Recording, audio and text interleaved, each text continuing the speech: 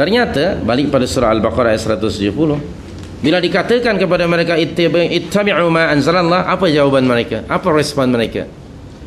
Dengan sombong mereka dan tegas mengatakan sebagai satu pengingkaran, bal nattabi'u ma alfaina alaihi aba'ana.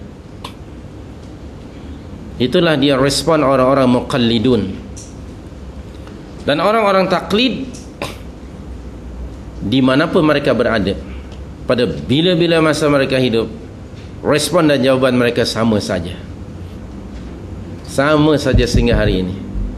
Di kalangan orang kafir, kalau anda tanya, kenapa anda menyembah patung berhala yang anda buat sendiri? Bahkan patung itu anda tenderkan kepada satu syarikat untuk membuat patung, lalu anda menyembah patung itu.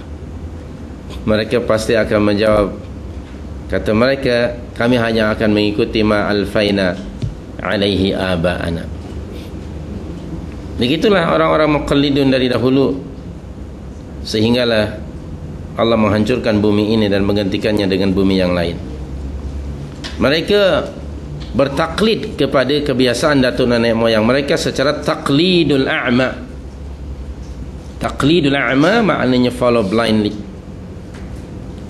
Itu just to emphasize ya. Taklid tadi disebut pun membuta tuli, tapi dalam bahasa Arab disebut taklidul a'ma. A'ma daripada umyun, maknanya buta lah. Itu hanya litakid. Masih ingat saya dalam pelajaran bahasa Arab muthala'ah waktu di pondok, tentang judulnya tu at-taqlidul a'ma, mengikut secara membuta tuli. Dua ekor keledai, kedua-duanya membawa barang, dua guni penuh. Yang satu bawa garam, yang satu bawa buku atau kitab. Berjalan di padang pasir, panas, haus, lalu mereka menjumpai air wadi itu. Maka yang pertama kali datang ke wadi ialah keledai yang bawa garam. Dia minum, sejuk, airnya nikmat. Dia pun kemudian mandi, menceburkan diri ke wadi tersebut. Dan apa yang berlaku dengan garam dia? Tentu cair. Member yang kedua ni, dia tengok dahulu, dia berfikir, aku punya member, dia terjun ke bawah, barangnya hilang. So dia pun segeralah reverse, dia masuk gear reverse ke belakang. Dia terus tekan minyak, masuk zoom, masuk ke dalam wadi. Dia pun seronok, dia mandi. Begitu dia nak bangun macam mana? Makin berat ke atau malah hilang? Makin berat buku tersebut, sebab dia menyerap air. Okey, dia meresap air pada buku-buku dia, akhirnya tambah berat. Itulah dia contoh taklidul a'ma. Mengikut secara membuta tuli tanpa dan tidak menggunakan akal. Oleh itu di hujung ayat,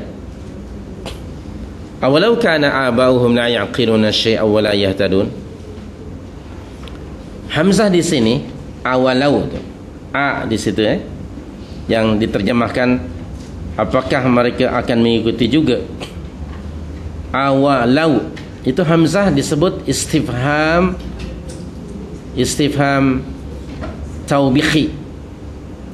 Taubikh maknanya Allah menyelar,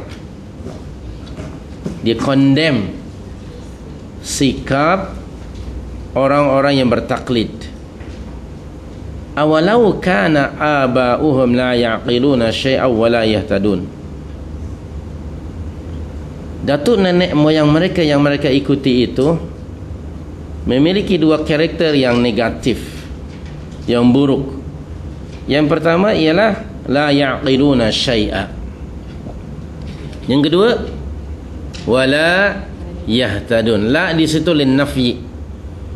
La ya'qiluna syai'a, tidak mengetahui sesuatu apapun. Aqlu syai' maknanya ialah arrafahu bidalilihi. Aqlu syai' la ya'qilun, tidak mengetahui. Mengetahui sesuatu ialah arrafahu bidalilihi, mengetahui sesuatu berasaskan dalil. wa fahimahu, dan memahaminya bi asbabihi, dengan sebab-sebabnya dan natijah-natijahnya atau hasil-hasilnya. Nah, orang yang taklid, yang muqallid, orang yang bertaklid, la yaqilun, mereka tidak tahu apa yang mereka ikuti, tidak mengetahui dalil-dalilnya, tidak pula tahu akibatnya. Apa akibat sikap mereka yang mengikuti secara membuta tuli. Di sini berbeza dengan orang yang muttabi'.